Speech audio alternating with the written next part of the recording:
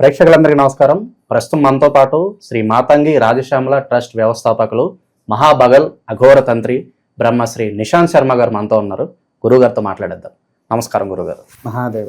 గురుగారు, జూన్ నెలలో మకర రాశి వారి పరిస్థితి ఎలా ఉండబోతుంది? ప్రజెంట్ వీళ్ళ గ్రహస్థితి ఎలా ఉంది? ఎలాంటి జాగ్రత్తలు తీసుకోవాలి ఓవరాల్గా జూన్ నెలలో గురుగారు? వీళ్ళు మకర రాశి వారికి మధ్యతరంగా అద్భుతంగా ఉంది.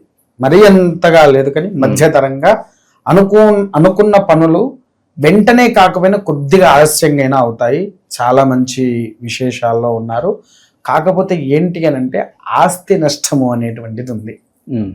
అంటే తల్లిదండ్రుల దగ్గర నుంచి సంపాదించిన ఆస్తుల్లో వారికి ఉండే అప్పుల వల్ల అవి అమ్ముకోవాల్సినటువంటి అవకాశం అయితే ఉంది. ఒకటి. రెండోది వచ్చేసేసి ఏంటి అని అంటే వాళ్ళకుండే చిరాస్తులు ఏవైతే ఉన్నాయంటే తల్లిదండ్రులది కాకుండా తన సొంతంగా సంపాదించుకున్న ఆస్తులు ఉంటాయి కూడా, అవి కూడా కొన్ని అమ్ముకునే అవకాశాలు కూడా ఉన్నాయి. ప్రాపర్టీ లాస్ అనేది కనిపిస్తున్నది.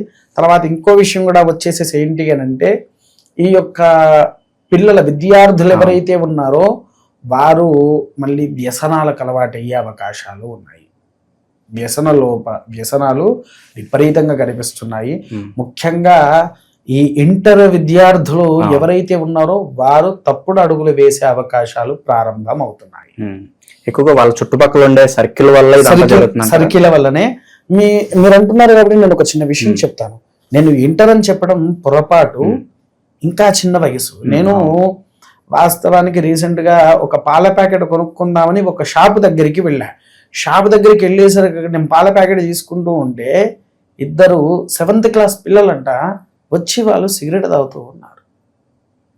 7వ తరగతి పిల్లవాడు సిగరెట్ తాగుతూ ఉంటే నేను ఆశ్చర్యపోయాను.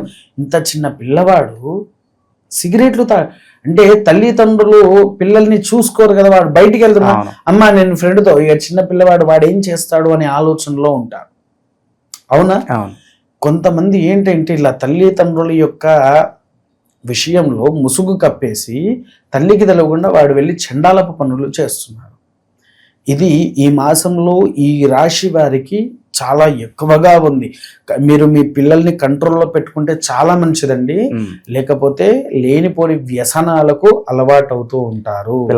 పిల్లలకి డబ్బులు ఇచ్చేస్తే తప్ప ఏం చేస్తున్నారు, ట్రాకింగ్ అనేది సరిగ్గా చేయట్లేదు. దానివల్ల పిల్లలు వాళ్ళకు లేని అలవాట్లను కూడా చేసుకొని మిమ్మల్నే తప్పుపడే స్థాయికి అయితే తెచ్చుకోకండి. అదొక్కటైతే చెప్తాను. తర్వాత సినీ రంగంలో ఉండే వారికి అద్భుతమైన ఫలితాలు ఉన్నాయి. మీకు కూడా కొద్దిగా హెల్త్ ఇష్యూస్ వస్తాయి. అది కూడా ఏంటి అని అంటే కడుపులో నొప్పులు, కడుపులో ఉండేటువంటి పేగుల ద్వారా వచ్చేటువంటి, తర్వాత మలమూత్రాలలో ఉండేటువంటి ప్రాబ్లమ్స్ బయటపడుతూ ఉంటాయి. సినీ రంగంలో ఉండేవారికి, రాజకీయ వ్యవస్థలో ఉండేవారికి మంచి ఫలితాలు ఉంటాయి. కాకపోతే ఏంటి అని అంటే పక్కన ఉండేటువంటి వాడే గోతులు తీసేటువంటి వాడు ఉంటాడు. వాడు ఒక్కడిని గ్రహించుకోండి. అన్ని రకాలుగా బాగానే ఉంటుంది. ఇంకోటి వచ్చే రక్షక భటులు అంటే పోలీసు శాఖ సైనికులకు కూడా మంచి ఫలితాలు ఉన్నాయి. ఏం ఆలోచన కూడా అవసరం లేదు. మీకు అనుకూలంగా కొన్ని విషయాల్లో మాత్రం ఉంటారు, ఒక ఆరోగ్య విషయంలో తప్ప. మీకు ఉండే పిల్లల్ని మాత్రం మీరు జాగ్రత్తగా చూసుకోండి. ఎటువంటి వ్యసనాలకు కూడా గురి అవ్వకుండా. ఎందుకంటే వారికి కూడా శని ప్రభావం ఉంది కాబట్టి దానివల్ల వ్యసనాలకు వెళ్ళిపోతూ ఉంటారు. కాబట్టి జాగ్రత్తగా ఉండడం అనేటువంటిది చాలా ఉత్తమమైనటువంటిది. వైవాహిక జీవితం ఎలా ఉండబోతుంది గురుగారు?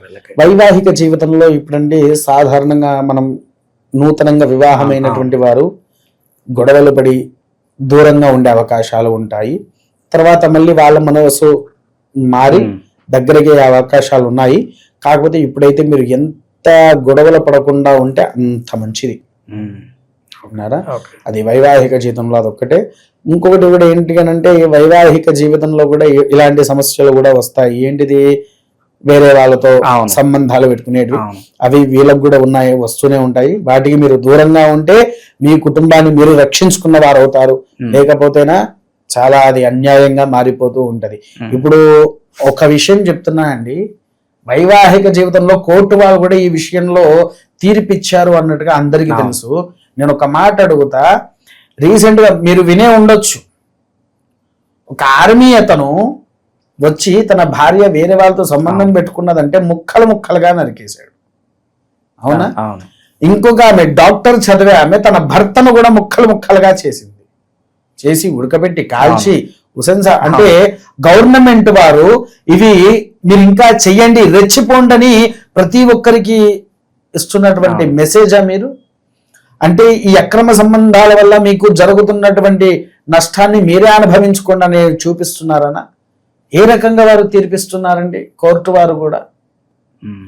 వివాహం అనేది పెట్టుకొని సంతానమైన తర్వాత సంతానాన్ని కూడా వదిలిపెట్టి పక్క వాళ్ళతో అంటే పిల్లవాడికి తల్లుండట్లా, తనకు భార్య ఉండట్లా. అంటే నీవిచ్చిన తీర్పు వల్ల ఇంతమంది జీవితాలు నాశనం కావాలనా ఇటువంటి తీర్పులు ఇస్తున్నది? ఈ తీర్పు వల్ల సభ్య సమాజానికి మీరు ఏం చెప్తున్నట్టో నాకు అసలు అర్థం కావట్లేదు. అవునా కాదా అండి?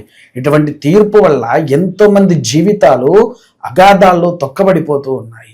నిజంగా మీరు గట్టి రూల్ తీసుకురండి, ఇటువంటివి ఉంటే కఠిన చర్య తీసుకుంటాము అని మీరు ఒక రూల్ తీసుకురండి. ఇటువంటి తప్పుడు పనులు ఎందుకు చేస్తారు? ఎవరైనా చేస్తారా అండి? పొరపాటున బయటపడ్డదంటే అటు ఆడదాన్ని ఇటు మగవాడిని ఇద్దరిని తీసుకుపోయి లోపల వేయాలి. ఇంకొకటి కూడా ఏంటి అంటే గవర్నమెంట్ అయ్యో ఆడవారు జీవితం అది అంటే ఆడవారిది జీవితం ఉందా, మగవారిది జీవితం కాదా? అవునా? ఈ లూప్ హోల్ యూస్ చేసుకునే చాలా మంది తప్పుదో పట్టిస్తున్నారు. ఆడవాళ్ళు కూడా ఆడవాళ్ళదే పెత్తనం అనే విషయంలో తీసుకొని వచ్చి ఎంతో మందిని మభ్యపెట్టించి నాశనం చేస్తున్నారు. అవునా? ఇటువంటి చెయ్యకుండా ఉంటే మన భారతదేశము మన ధర్మం వైపు ఇంకా డెవలప్మెంట్ అవుతుంది. విన్నారా? తర్వాత సినీ రంగ పరిశ్రమంలో రాజకీయంలో అందరూ కూడా అన్ని రకాలుగా శుభయోగాలతో సౌఖ్యంగా కూడా విరధిల్లుతూ ఉంటారు. పెండింగ్ లో ఉన్న పనులన్నీ పూర్తవడానికి ఏమన్నా అవకాశం కనిపిస్తున్నా గురుగారు? లేదండి, ఇప్పట్లో అవ్వదు వారికి. ఎందుకంటే చెప్పాను కదా, కొన్ని విషయాల్లోనే వీళ్ళకు మధ్యతరంగా ఉంటది. అంటే అది ఇట్లా ముఖం ముందు వరకు వచ్చేసి ఆగిపోవడమే తప్ప మళ్ళీ దాంట్లో ఎటువంటి ప్రయోజనం లేదు వారికి. ఓకే, ఇక కొన్ని వివాదాలు ఉంటాయి, భూ వివాదాలు కావచ్చు, లేకపోతే అన్నదమ్ముల మధ్య గొడవలు, ఆస్తి తగాదాలు, ఇవన్నీ కొంచెం సాల్వ్ అవ్వడానికి అది ఇంకో చాలా గడువు తీసుకుంటుంది. కాకపోతే కొంతమందికి మాత్రము నక్షత్రాధిక ప్రకారంగా భూమి వివాదాల్లో ఉండే వారికి కొంతమందికి అంటే 100లో ఒక 30% వరకు నివారణ అయ్యే అవకాశాలు ఉన్నాయి. అన్నారా? దాన్ని బట్టి చేసుకుంటే అయిపోతుంది. గురుగారు, ప్రజెంట్ ఉన్న గ్రాసేది బట్టి వీళ్ళకి ఎలాంటి రెమెడీస్ అవసరం అంటారు? మరి చాలా మంచి ప్రశ్న. ఎక్కువగా వీరు ఏం చెయ్యాలి అంటే నవగ్రహాలు ఐడియా ఉంది కదా మీకు? నవగ్రహాల దగ్గరికి వెళ్ళేసి 7 ప్రదక్షిణాలు మంచిగా తిరగాలి. నవగ్రహాల్లో 7 ప్రదక్షిణాలు మంచిగా తిరిగి 2 ప్రదక్షిణాలు రివర్స్ లో తిరగాలి. రివర్స్ లో తిరిగిన తర్వాత మళ్ళీ కాళ్ళు కడుక్కొని వెంకటేశ్వర స్వామి వారి దర్శనం ఆచరించాలి. వెంకటేశ్వర స్వామి వారి దర్శనం అయిపోయిన తర్వాత వెంకటేశ్వర స్వామి వారికి తులసిమాల అర్పణం అనేది చెయ్యాలి. వీరు తులసిమాల అర్పణం చేస్తే వీరికి సకల యోగ్యత అనేది కూడా లభిస్తుంది. ఆ తులసిలో ఎవరుంటారంటే సాక్షాత్కారైనటువంటి లక్ష్మీదేవి అనుగ్రహం పొందుతాము. అలా తులసిమాల ఎవరైతే వెంకటేశ్వర స్వామి వారికి అర్పిస్తారో వారికి ఉండే దరిద్రపు దోషాలు కూడా తొలగి ఇంటికి లక్ష్మీదేవి అనుగ్రహం వలన సకల భోగ భాగ్య ధన కనక వస్తు వాహనాలతో విరధిల్లుతూ ఉంటారు. ఓకే, సో ఓవరాల్గా ఈ రాశి వాళ్ళందరికీ ఈ నెల ఏ విధంగా ఉండబోతుందో చాలా బాగా వివరించారు. ఒక మంచి మెసేజ్ కూడా మీ ద్వారా మా ప్రేక్షకులకు అందించారు గురుగారు. ధన్యవాదాలు. మహాదేవ.